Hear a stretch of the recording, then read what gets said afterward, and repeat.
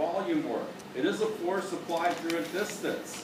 In other words, when a gas expands, it's pushing back the atmosphere, it's applying a force through a distance. We call it pressure volume work. And I'm going to be very specific. Your book is now.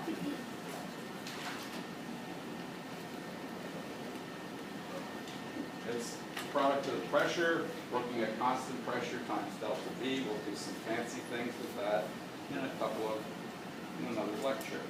So that's the other thing. Both of these are non-state properties, as I pointed out, together. Q plus W. Now, the only thing I want to mention about this, if you look in some physics books, and I haven't taught physics in a lot of years, so I don't know what the modern books do, but when I taught physics, the physics books used to say the change in internal energy is Q minus W. How can one book say it's Q plus W and the other say it's Q minus W when they're both calculating the same thing? Well, in chemistry, right below this, they always say something like heat added to system. Maybe I should use the words rather than the letters.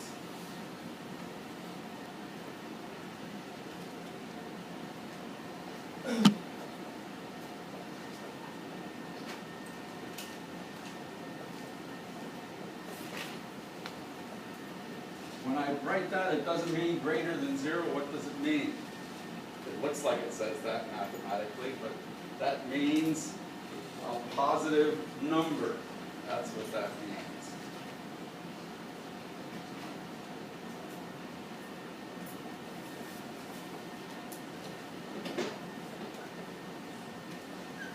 And this means a negative number.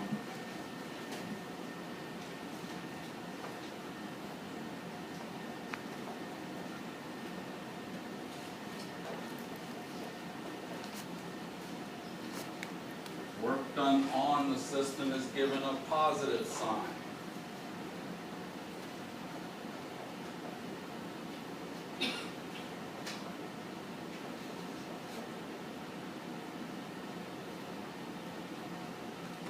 Okay. Now when I write my quizzes, I'll put things like this.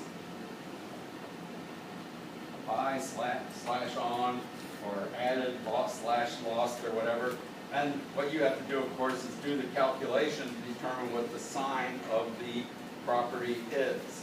Now, the physics books that say, or used to say, it's Q minus W, they just change these two signs that they apply. And the rationale was when you're doing physics, you're interested in the work coming out of the system, whereas when we're doing chemistry, we're talking about the work done by our own system. And I think, but I'm not sure since I haven't taught physics in a long time, I think both people now use the Q plus W convention. But it is easily handled by how you define the work. This is the important thing, and I'll put by and on with a slash, so you have to use the calculation to decide whether you have a positive or a negative number, and therefore whether heat is added or lost. And it's the same thing when I was talking about, is the reaction exothermic? Don't tell me yes because heat's given off, because how do you know heat's given off when you're looking at things on a paper with a bunch of numbers? You don't unless you've calculated the number and gotten the correct sign. And the sign tells you whether heat is given off. Okay, so those are the various things we talked about this morning. I forgot to bring my slide. Hope I didn't leave it over there. Okay, I just want to look at one strange thing about units.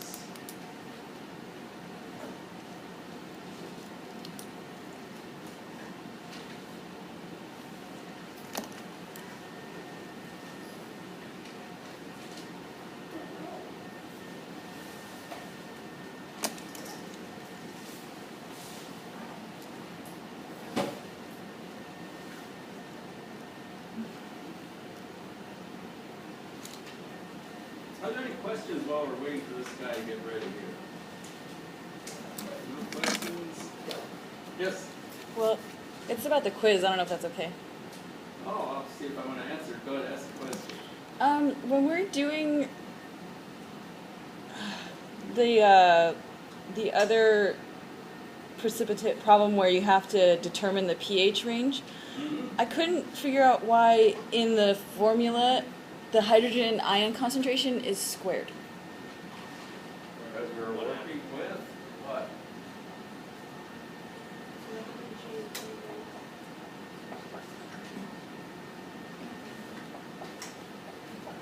Right. That's from that one equation you were talking to us about. That's the equation. So Right. we just write the equilibrium expression. This is squared, first power, denominator. Right, that's what I lost. Okay, thank you.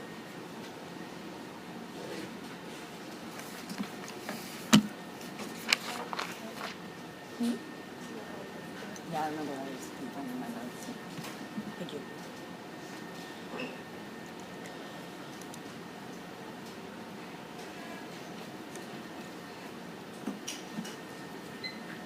This is the problem we were getting to over there. And he says, using a valve calculator term, that's not like projectors. Calculating the heat capacity with heat combustion, kilojoules per mole. This is the easy one. That's the way I like to do problems. It says Q calorimeter, C delta T, and you put in the calorimeter constant to delta T. You multiply it out and you got that. Okay.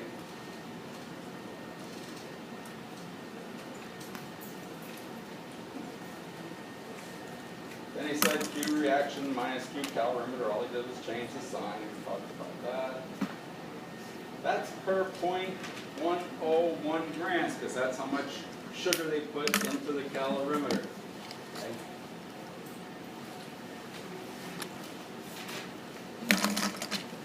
Then he wanted to change that to kilojoules per gram, so he just divided by kilojoules and the 1.010 grams. No big deal there. Then he said he wants to get the heat change not per gram, but per mole, because that's the unit he wanted to. And notice this just means 5.65 times 10 to the minus 3 kilojoules per mole. I can't figure out why this formatting wouldn't handle that. This is the part I have to get to. Calculate the heat change for 1 teaspoon. And he gave you in the problem that a teaspoon was 4.184 grams. This is the number we got before. He multiplied by this, and he got 19 calories per teaspoon. But here he has what? Kilojoules. He should really say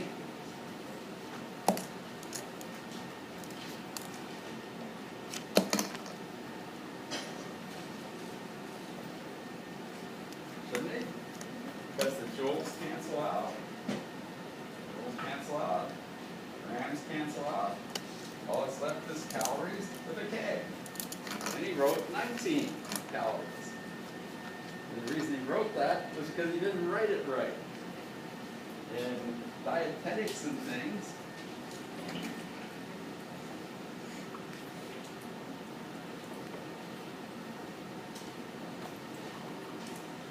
this is the small calorie, and this is the big calorie. When you're doing dietetic calculations for diets and things like that, that's where you always see calories written.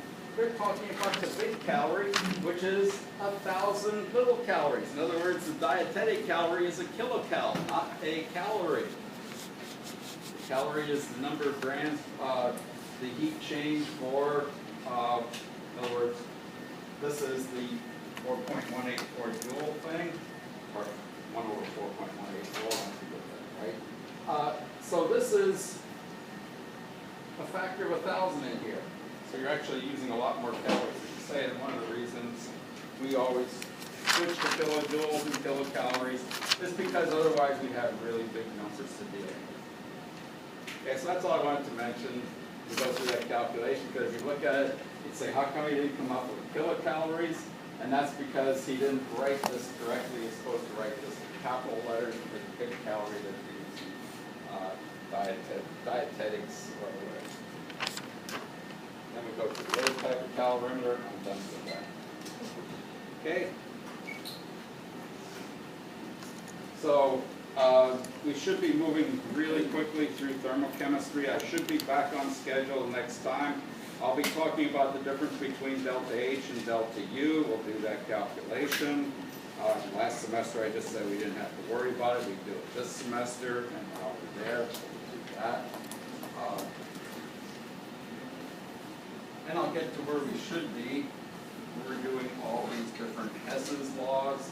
That's where Hess's law was really first introduced, and I just modified it to deal with equilibrium. And we'll derive finally the equation that I wanted to use. We'll get the free energy and entropy. Then, coming back to the laboratory work, everybody should